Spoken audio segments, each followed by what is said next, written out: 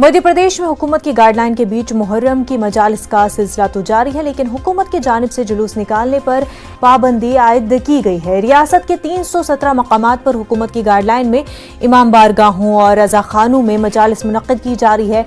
All India Muslim त्यौहार committee के मुतालबे पर हालांकि मध्य प्रदेश हुकूमत ने यौम आशूरा के रोज़ तातील का ऐलान तो किया है, लेकिन अभी तक मुहर्रम के मौके पर निकलने वाले रिवायती जुलूस को लेकर किसी किस्म का अहकाम जारी नहीं किया गया है।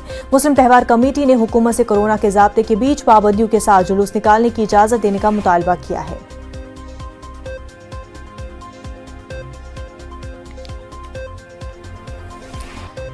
पूरे मुल्क के साथ साथ नोएडा, दिल्ली, एनसीआर में शोहदाए करबला की याद में मजालिस जारी है। इस बार भी मुहर्रम की मजालिस कोरोना हिदायत के तहत मुनक्किद हो रही हैं।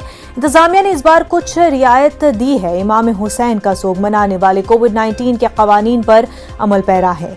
अज़ादारों का कहना है कि ये पहले जैसा नहीं है, लेकिन फिर भी ये अज़ादारों की कोशिश है कि घरों या इमामबाड़ों में ज्यादा से ज्यादा शहीदों को याद रखें और करबला का पैगाम आम करें।